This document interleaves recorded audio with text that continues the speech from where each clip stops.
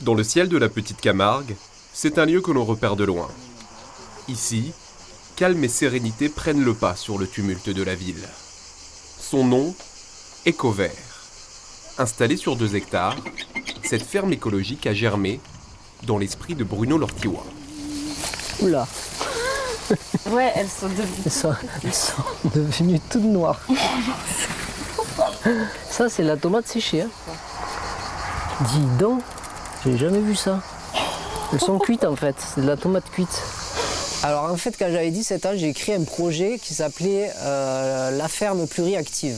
En fait, je me rends compte que j'ai un peu fait ce que j'avais écrit dans ce projet, même si j'y croyais pas vraiment au moment où je l'ai écrit. C'était un rêve.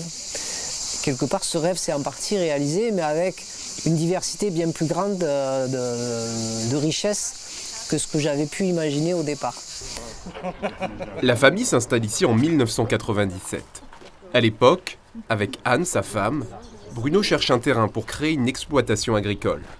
Très vite, la maison familiale se métamorphose en laboratoire d'idées de ce diplômé en physique. Son credo, l'autosuffisance alimentaire et énergétique. Four solaire pour remplacer la gazinière, maison autonome en énergie, ou encore, l'une de ses toutes premières inventions, un chauffe-eau solaire réalisé à partir de vieux cumulus électriques récupérés à la déchetterie. Souvent, on est 10-15 personnes à utiliser l'eau chaude entre les mois d'avril à peu près jusqu'au mois de novembre. Et en fait, on a à peu près 95-99% de l'eau chaude qui est produite par ce chauffe-eau solaire. On n'est quasiment jamais tombé en panne, peut-être une journée dans l'année, parce qu'il y avait eu beaucoup de nuages. Ouais. Pour chaque invention, Bruno élabore un manuel qu'il partage ensuite gratuitement sur Internet. Une véritable passion pour l'autonomie qui vire parfois à l'obsession. Il fait des trucs que personne n'aurait jamais imaginé et tout ça, mais enfin, c'est bien, hein, parce qu'il faut bien que quelqu'un le fasse.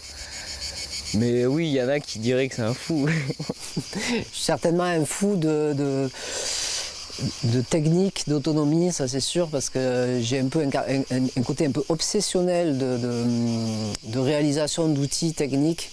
C'est pour ça qu'il y a des manuels qui sont parfois un peu fouillés sur le site internet. Et donc, de ce côté-là, j'ai certainement un côté un peu fou. Dans des toilettes sèches, c'est pratique parce que l'apport de liquide, il est permanent. Ça veut dire que, concrètement, les toilettes en elles-mêmes peuvent se déplacer. Et ici, il y a une trappe. Alors, c'est pas pour enterrer les woofers. C'est pour changer les toilettes de place. Quand ce bac est plein, celui-là a composté.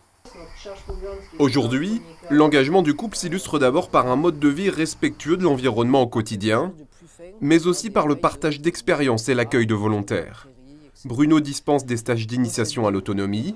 Anne, elle, professeure des écoles, forme pendant les vacances scolaires parents et enseignants à la méthode d'éducation alternative Montessori.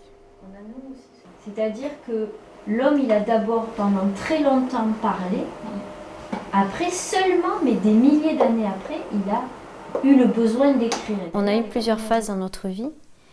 La première phase était la phase plus militante, on va dire, où on a beaucoup manifesté, on a coupé des OGM, soutenu José Bové, on a été sur le Larzac avec un enfant de 1 an.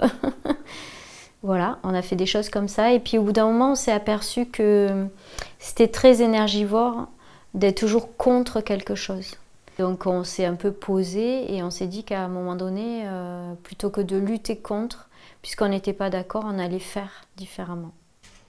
Ce jour-là, Bruno vérifie la qualité de fabrication du matériel Montessori avec Olivia, une des 3 volontaires résidentes à l'année. Au niveau de l'information visuelle, tu dois juste voir un cube, en fait, tu ne dois pas voir des disparités sur ta forme. Okay, oui. Chaque année, le lieu accueille plusieurs dizaines de personnes de passage pour des séjours plus ou moins longs. Une situation qui ne fait pas forcément l'unanimité au sein de la famille.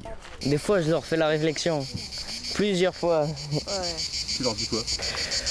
Bah par exemple quand il y a trop de monde tout le temps là, je leur dis ah c'est bon, il y a trop de monde quoi. Comment tu veux expliquer qu'il y a 2000 personnes chez toi tous les jours Un peu compliqué ouais. S'occuper de tous ces visiteurs prend du temps, et on laisse peu pour les loisirs ou les voyages. Mon rêve ouais. Je sais pas, faire le tour du monde, ouais c'est pas très écologique je sais mais...